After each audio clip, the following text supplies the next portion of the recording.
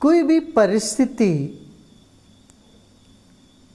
हम उसका विश्लेषण यदि करते हैं 3 दृष्टिकोण से देख सकते हैं। एक तो हर घटना कर्म के हिसाब से होता है, और दूसरा है उस घटना का समझने का तरीका है, हम कैसे उस घटना को समझते हैं। और तीसरा है काल का, अंकुर फूटा, एक बीज पौधा बन गया। ये पौधा बनना एक घटना समझो, ये कर्म के हिसाब से होता ना। किसी ने बीज को मिट्टी में रखा, पानी दिया, सूरज का किरण पड़े, पानी देने के बाद ही तो वो बीज फूटता है। उसका सही सही टेम्परेचर रहा, तापमान ठीक रहा, तो वो बीज फूट के अंकुर फूटा, फिर वो पौधा बन गया। तो कर्म माने करने वाली काम, उसके लिए वो उस घटना, एक बीज को वृक्ष बनाने का एक घटना हुई, इस घटना का कर्म हुआ। फिर काल, आज बीज रखे, हम ये सोचेंगे आज ही उसमें से निकाल देंगे, आज ही अंकुर उखाड़ देंगे, उससे ऊपर से नहीं हो पाएगा। काल का इंतज़ार करनी पड़ती है, वो सही समय पर वो अंकुर फूटेगा और पौधा बन जाएगा।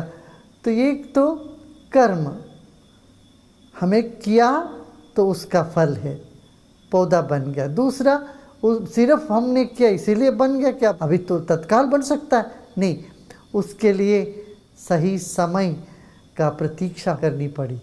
समय सापेक्ष है, हर घटना समय सापेक्ष, सो समय का बड़ा महत्व है। फिर तीसरी बात है, मान लो बीज फूटकर अंकुर भी निकला, मगर तुम्हारे ध्यान में ही नहीं, तुम्हारे समझ में नहीं, वो घटना तुम्हारे लिए हुई नहीं। तुम तो कहीं बैठे सोचते रहो, अरे हुआ ही नहीं, मगर आंख खोल के देखो तो वो हो चुका है वहाँ। ताकि तुम्हारा समझ, हर घटना को कैसे तुम समझते हो, सही समझते हो, उसको गलत समझते हो, या उसको समझते ही नहीं हो, ये समझ है अपना ज्ञान। तो ये 3 चीज़ें होती है हर घटनाओं के साथ। तो एक घटना घटी, वो कर्म का फल रूपी है। फिर समय का उस पर योगदान है, किसी समय पर ऐसा होता है, सही समय पर बीज बोते तो अंकुर फूटता है, गलत समय पर बोते हैं तो बीज फल फूलेगा नहीं। वो उसका परिणाम क्या है और उसकी प्रक्रिया क्या है और उसकी प्रतीति क्या है, ये सिर्फ एक प्रतीति ही है या वास्तव में है, ये सब जो है समझ की है। हाँ, ऐसे ही सारा संसार को हम देखने जाते हैं, यहाँ सब कुछ घटनाएं, जितनी भी घटनाएं हो रही हैं संसार में, ये सब कर्म के हिसाब से हो रही है।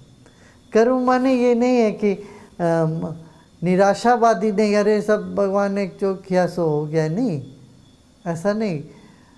कॉज एंड इफेक्ट इसको बोलते हैं, कारण और कार्य, कार्य और कारण रूप है सारा संसार। ये सब घटनाएं उसके अंतर्गत ही आता है। बिना कारण के कार्य नहीं, बिना कार्य के कारण नहीं है। तो कार्य कारण माने संसार के हर चीज़ कारण से बंधी हुई है और कार्य से बंधी हुई है और काल से बंधी हुई है, उसी काल पे होता है। जितना भी तुम प्रयत्न करते हो, सही समय आता है तभी वो फल देता है। अच्छा, सिर्फ समय को ही पकड़ के बैठ जाएं, वो भी नहीं। सिर्फ समय के पकड़ के बैठोगे तो तुम कर्म को छोड़ दिया, प्रयत्न छोड़ दिया, तो भी नहीं बनेगी बात। सही समय आ गया, बारिश हो गई, तुमने बीज नहीं बोया तो कुछ फसल नहीं आने वाला, और गलत समय पर बीज बोया तो फसल नहीं आने वाला। ऐसे ही जीवन में भी सही समय और कर्म, और दोनों के साथ क्या, ज्ञान, समझ, ये तीनों होनी चाहिए। कोई आप कुछ काम करते हो गलत होता है, फिर मन को दुख होता है। ये दुख कैसे हुआ? समझ से हुआ। समझ को ठीक करो। जो अभी दुख लगता है, गलत लगता है, इससे भी कुछ भला ही हुआ है। दूध बिगड़ गया तो पनीर बन गया, दही बन गई। तो इस तरह से हमारा समझ या दृष्टिकोण बदलता है तो मुक्ति मिलती है। हाँ, तब प्रसन्नता छाते। प्रसन्नता ही मुक्ति का पहचान है। जीवन में मोक्ष का पहचान क्या है? मस्त। जो मस्त है समझ लेना वो मस्ती में, वो मोक्ष है। ऐसा नहीं शराब पी करके जो मस्त हो जाते, वो मस्त नहीं होते, बेहोश होते हैं। होश में मस्त हो जाए वही मुक्ति है। बेहोशी में तो मस्त हो ही नहीं सकते, कोई जड़ता पकड़ लेता है उसको। तो प्रसन्न चित्त मोक्ष का, मुक्ति का आधार है। और इसको हमें अभ्यास करनी पड़ेगी। अभ्यास करने के लिए समझ, क्या यही जो भी हो रहा है कर्म के वजह से हुआ। कुछ कर्म, अच्छा बुरा जो भी कर्म हो उसकी वजह से हुआ।